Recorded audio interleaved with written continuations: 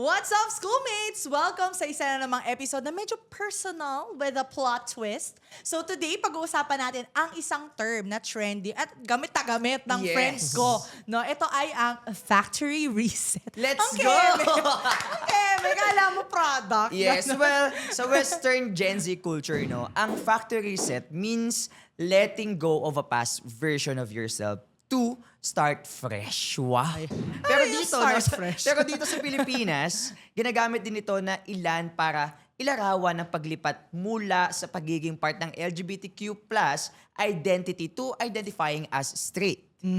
Pero ano nga ba ang totoong ibig sabihin nito beyond memes and jokes? So growth nga ba to? Can we call it growth? Yeah. Is it confusion, pressure, or is it simply knowing yourself better? So today, Yan. we listen and we don't judge. Sabay-sabay tayo. We listen and we don't judge. We will ask the question, what does factory reset really mean? Plot twist ba or self-discovery? Ayan. So, syempre, to help us unpack this topic, Yeah. kasama natin ngayon ang 19 years old Sana!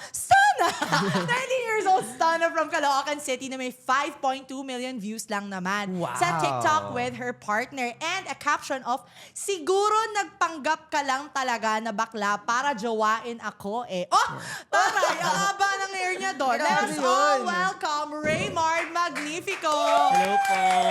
Mard?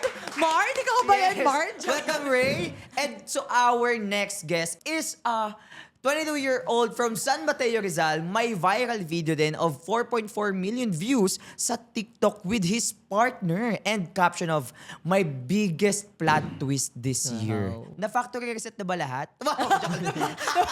Let us all welcome Florence Way! Florence Way, let's go! Okay guys, so ngayon, no, or actually mamaya, sige, babalikan natin yung kwento about paano nyo naisip na gawin yung mga viral videos nyo, no? Pero let's start first with your personal journey. So, syempre, bago nangyari lahat ng to, how did you discover your identity before? Or paano nyo nasabi, ako to eh? Okay. Mard, ikaw muna. Ako. Ang na-discover ko po yung sarili ko before nung ano po, ang weird lang po kasi may patay po sa tabing bahay namin. Iba yung Gusto ko yung ganyan trick mo.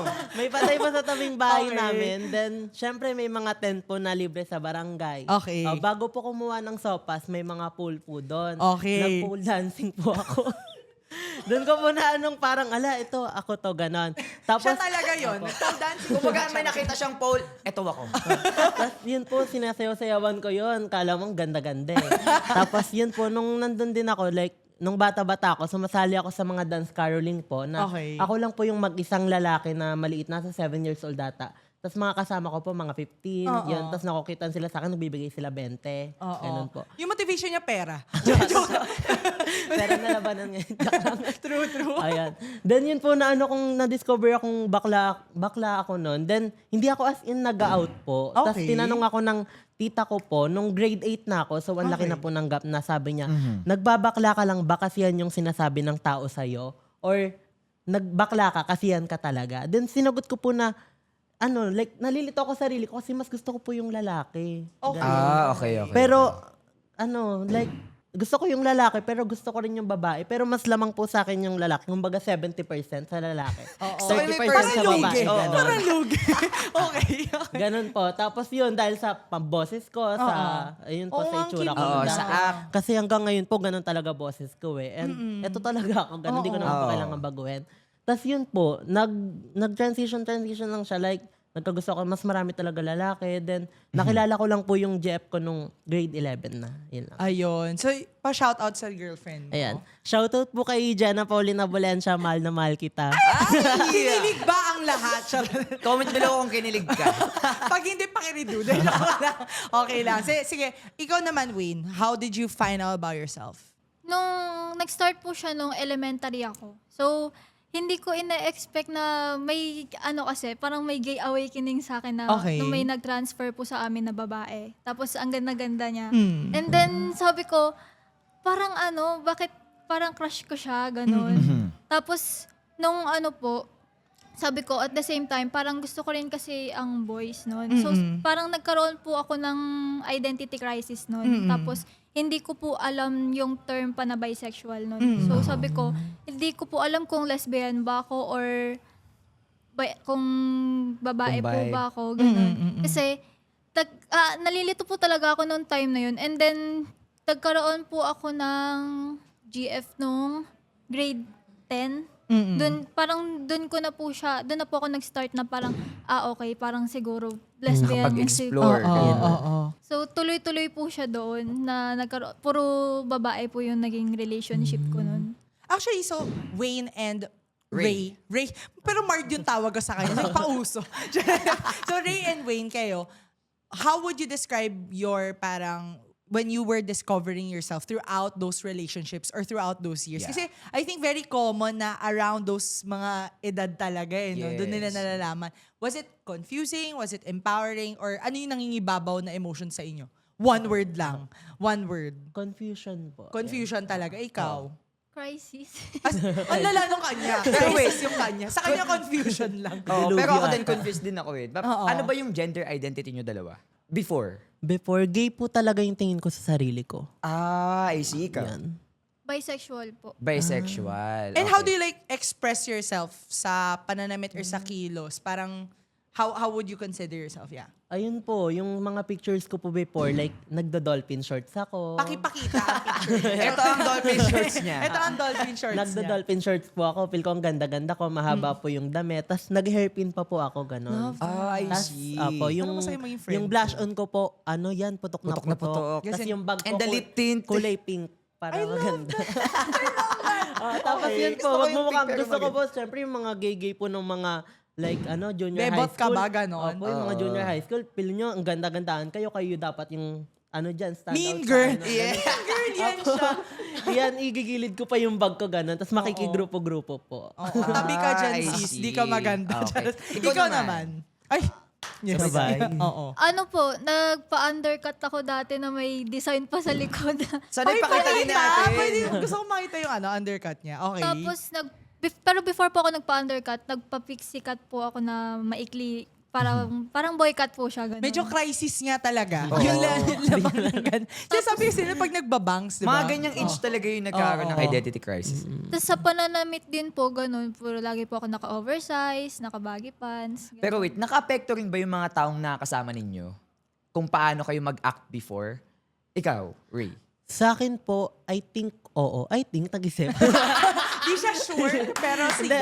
Apo, yun po, like, naka-apekto din po kasi mas marami po akong kaibigan. Kahit hanggang sa ngayon, mas marami po akong kaibigan na babae kasi mas comfortable ako sa kanila Yeah. kaysa po sa lalaki. totoo. Kasi kapag lalaki po, parang tingin ko, siga-siga. To, May ayok, puro awkwardness. away, parang ganun po. Oo. Ikaw naman, Wayne.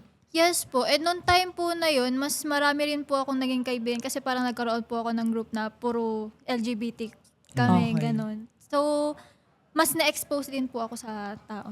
Kaya ako natanong Nature and kasi, nurture din sobrang eh, no? importante kasi during that time, yung mga times na kasama ninyo yung mga kung saan kayo comfortable. Kasi sila yung nakakatulong para makapag-explore pa kayo more about your identity. Kasi kapag kinukulong nyo lang yung sarili nyo, kayo rin yung mahihirapan. So, Opo. good thing na may mga kasama kayo during those times. No? Sige, i-relate ko yung question na yun. Nung time ba na yun na ito yung mga kasama nyo, ganito nyo in-express yung sarili nyo, did you feel like you were accepted by your family and friends? Or parang was there any resistance? May nagsabi sa'yo ba na, nak, ganyan ka ba talaga? Sure ka na ba dyan? Final answer? Todo mo na ba yan? Yan na ba talaga? Final, as in final form mo na ba yan? Ikaw, Ray? Sa akin po, in-accept naman po nila kung sino ako. Kasi, nag-ano naman po ako, self-proclaimed na masipag po ako mag-aral. So, Oo. parang ayun yung pamalit ko po. Hindi ba yun?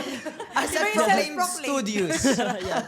Like, masipag po ako mag-aral. Tapos, ayun po, like, sabi lang naman nila na magbakla ka, okay lang naman. Basta, syempre, yung karespe-respeto po. Yun. Parang weird naman. Okay din kapag open yung family eh. Kasi Oo. at least you're not that tago. And it's much easier for you to be more in tune with yourself. Ikaw ba? Yes. For girls kasi medyo iba yung ako for me iba, Iba yung yung feeling, atake. iba yung atake ng family pag babae. Nung una, napapansin na po nila, pero hindi pa sila ganun ka-open. Okay. Not until nagkaroon po kami ng deep conversation ng mother ko. Tapos doon ko po inamin sa kanya na, Ma, may girlfriend ako, ganyan. Ay, sabi ng mama Ano mo? reaction niya? Ay, yes, chismosa. Parang podcast chismis. Nung una po, syempre parang ano-ano pa siya. Hindi, Naiilang. pero ang sabi niya po sa akin, tanggap kita, syempre kasi anak kita, sabi niya sa akin. And Iba yung- talaga pag love ka ng mama mo. pero as the time goes by po, sabi po niya sa akin, ang babae para sa lalaki, ang lalaki para sa babae. May mga Nag-hold reminders po back. siya na ganun. Opo. Pero di ba na-mention mo kanina na may nagka-girlfriend ka? Kamusta yung relationship? Yung Paano siya naka-apekto Oo. sa buong identity mo ngayon? Actually, ano po siya parang na-traumatize. Traumatized yan siya. Hindi magandang Opo. naging mo Kasi first time. lahat po ng relationship ko na babae, nag-cheat. Ganun. Tapos not Parang mali once, yung desisyon niya. Mali siya. Kumbaga, cheating is genderless. not once, not twice, pero maraming beses po. Ganun. Kaya. Pero would you think, sige, ako nandito na ako sa, syempre you've been formed by a lot of your experiences. Yes. Do you think that who you are back then, or that version of you, was that authentic or nagpadala ka lang ba talaga? Ikaw?